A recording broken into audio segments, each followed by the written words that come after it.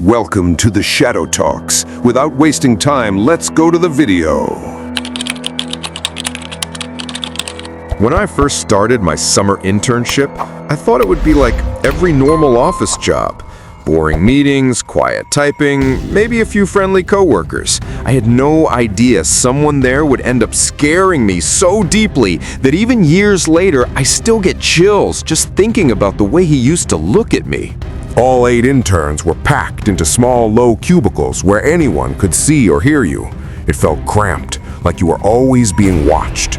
We tried to make it fun with jokes and quick conversations, but every time I laughed, I could feel eyes on me from somewhere nearby, even before I realized whose they were.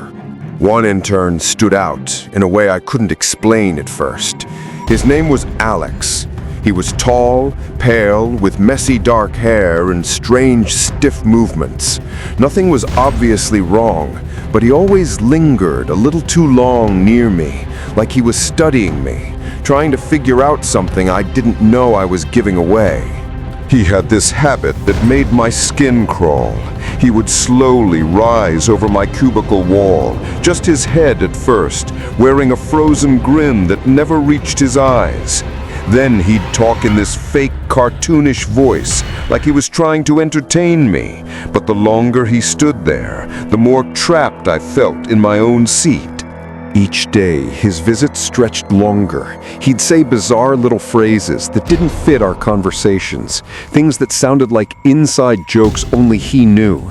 He stared too long, smiled too wide, and every time he walked away, I felt like I had just avoided something I didn't fully understand, but definitely didn't want to. Then one night, long after work, I got a phone call from an unknown number. The second I answered, I heard his voice, slow, strange, too calm, murmuring random words. Then he suddenly laughed, a loud, broken laugh that didn't sound human at all, like something was snapping inside him while he tried to joke with me. The part that terrified me most wasn't the laugh. It was realizing I had never given him my number. When I looked it up, the number traced back to a landline. Something felt horribly wrong. It meant he had gone out of his way searching for any way to reach me, even outside of work. A few mornings later, before sunrise, I woke up to a strange feeling, like someone was watching me. When I opened my blinds, my heart dropped. Alex was standing in my backyard, just standing there. His clothes were damp, his hair sticking to his face, and he was staring up at my window as if he had been there for a long time. When he saw me looking at him, he didn't move away. Instead, he tilted his head slowly, like a puppet on loose strings, and then started laughing again. The same broken laugh from the phone. It echoed through the yard, too loud for the quiet morning, and for a second, I felt frozen in place, unable to breathe. That was the last time I saw Alex, but the memory never faded. Even now, whenever I think about him standing in my backyard before sunrise, laughing like something inside him was cracking open, I feel that same cold fear crawl through my chest. I still wonder how long he had been there before I woke up. When I was 17, I started working at a small grocery store in our quiet town. It seemed safe, normal, even boring at first. I liked the job. It was simple, predictable, and most of my coworkers were friendly. I never imagined that one of them, someone I barely knew, would soon make me feel terrified in a way I could never forget.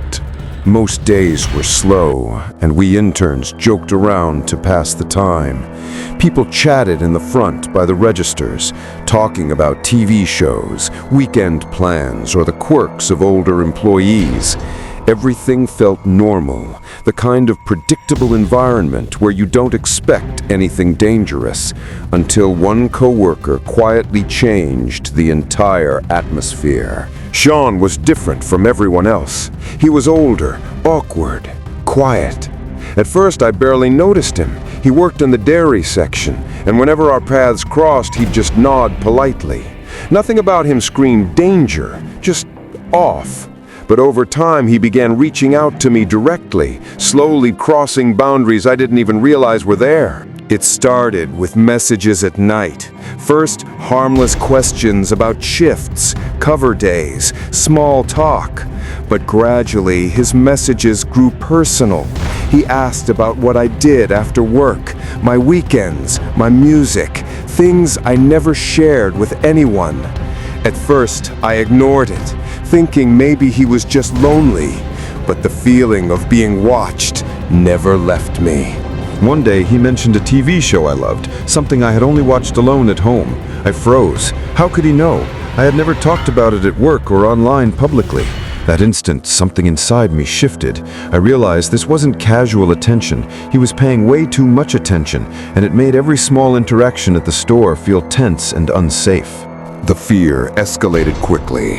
One night, I heard a faint tapping at my bedroom window. At first, I thought it was the wind, maybe a tree branch. But the tapping came again, deliberate this time. My heart raced. I peeked through the blinds, but no one was there.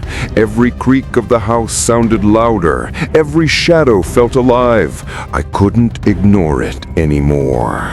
When I told him to stop messaging me, he sent a chilling reply. "Good luck changing your address." My stomach dropped. That one line confirmed my worst fear. He knew where I lived. I felt exposed, vulnerable, and trapped. I immediately saved screenshots and showed them to my manager. My hands were shaking, and I could barely speak without my voice trembling. The next day, my manager called Sean in. He never came back out. The police were informed. A restraining order was filed, and I felt a temporary relief. But even with legal protection, the fear lingered. Every creak, every shadow, every unknown caller reminded me of how easily someone could invade your life when you least expect it. For weeks, I double-checked locks, avoided unknown calls, and stayed alert at night. I barely slept, imagining someone standing outside my window. Even small noises made me jump. The sense of safety I once took for granted had vanished. Every day I felt that someone's attention could turn dangerous, and there was nothing I could do to fully protect myself. Eventually, months passed and nothing else happened. I moved on, found safety in my routines, and slowly regained confidence. But the fear never completely left me. Sometimes when I lie in bed at night, I still imagine a shadow outside, watching. Sean taught me the hard way. Someone who seems harmless can turn into someone terrifying very quickly, without warning. When I was 26, I worked at a small insurance office tucked behind a strip mall. It was quiet, safe, and routine, with fluorescent lights humming and the smell of coffee in the air. I liked most of my coworkers, and the job was easy money, though sometimes it felt boring on slow days when hardly any calls came through. One Friday, I was scheduled to help close because we were behind on paperwork. A big storm warning was on the news, and the rain started pouring heavily by mid-afternoon. Thunder shook the windows, and the office felt smaller and emptier than usual. Only I and a new coworker named Tom stayed behind to finish tasks before the storm got worse. Tom was tall, quiet, and strange in a way I couldn't describe. He never said much, but he always seemed near me. If I walked to the break room or restocked paper, he appeared a moment later. I assumed he was just socially awkward.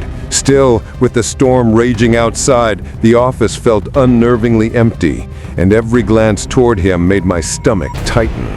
As the storm worsened, the lights flickered and then went out completely. Emergency lights glowed faint orange, casting eerie shadows across the office.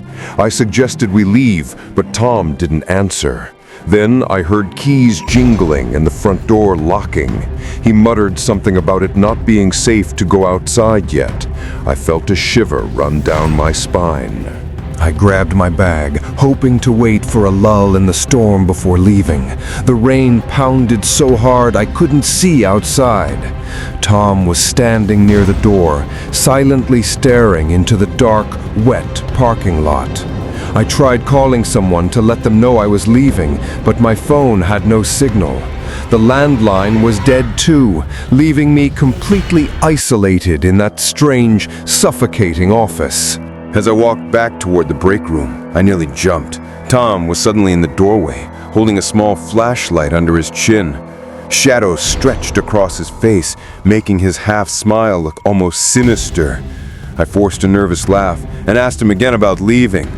He calmly said it wasn't safe yet, insisting we wait until the storm passed. My chest tightened with fear. I pretended to stay calm while packing my things at my cubicle, waiting for a chance to sneak out. When I looked up a few minutes later, Tom was gone. I decided to head to the back door, thinking it would lead to my car, but the handle wouldn't budge. The door was chained shut from the inside. I froze, realizing I was trapped in the storm with him still inside. I ducked into the supply closet next to the break room, holding my breath. I could hear him walking slowly through the hallway, calling my name in a strangely comforting tone, as if he was checking on me. My heart pounded so hard I thought he could hear it. The thin beam of his flashlight shone under the closet door for a moment before moving away. A loud crack of thunder shook the building. Rain slammed against the windows, dripping from the ceiling. I waited in silence for several minutes, building the courage to peek outside. The hallway was empty, and the flashlight was gone. I slowly made my way to the front of the office, and then I froze. The front glass door had been shattered, rain pouring in, papers floating across the wet carpet. Tom was nowhere in sight. I ran out into the storm, my hand shaking, soaked from head to toe. I didn't look back until I reached my car. I drove away as fast as I could, and when I got home, I locked every door and stayed inside watching the rain. I never saw Tom again. His car, phone, and belongings were left behind, and nobody knows what happened to him. If you like this video, don't forget to subscribe my channel. See you on next videos. Till then, goodbye.